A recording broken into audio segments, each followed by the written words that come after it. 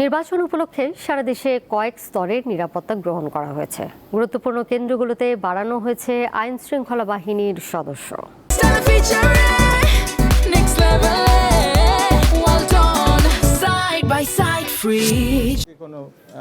রাজশাহী বিভাগের ৩৯টি সংসদীয় আসনে ভোট গ্রহণ ঘিরে ৫ স্তরে নিরাপত্তা ব্যবস্থা গ্রহণ করেছে প্রশাসন। ঝুঁকিপূর্ণ ভোট কেন্দ্রে গোয়েন্দা নজরদারি, আইন শৃঙ্খলা বাহিনীর টহলের পাশাপাশি সিসিটিভি ক্যামেরা স্থাপন করা হয়েছে, থাকছে বডি অন ক্যামেরাও।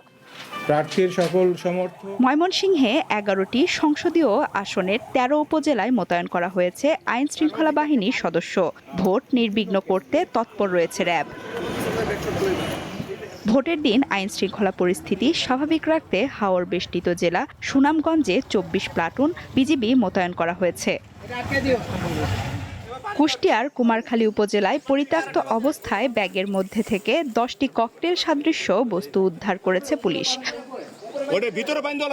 বাগেরহাট শহরের হারিখালী সুইচ গেট এলাকায় পরিত্যক্ত একটি ভবনের পাশ থেকে ৬টি ককটেল উদ্ধার করার পর বাড়ানো হয়েছে গোয়েন্দা নজরদারি।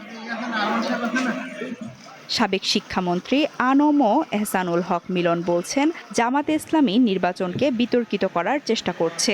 এই নির্বাচনকে যে কোনো মূল্যের বিনিময়ে তারা চেষ্টা করবে এটাকে প্রশ্নবিদ্ধ করা। তারা গুপ্ত হিসাবে কাজ করছে সারা বাংলাদেশে। এমনকি তারা যেভাবে টাকা পয়সা বিতরণ করার জন্য পথে ঘাটে ধরা পড়ছে, আপনার বিভিন্ন পত্রপত্রিকায় দেখেছেন।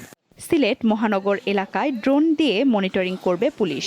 কেউ কোথাও লাঠিসোঁটা বা দেশীয় অস্ত্র নিয়ে জড়ো হওয়ার চেষ্টা করলে তাৎক্ষণিক ব্যবস্থা নেওয়া হবে।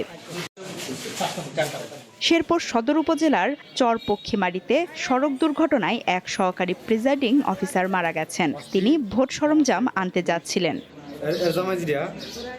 সঞ্জিদা স্নিগ্ধা, দীপ্ত, বার্তাকক্ষ।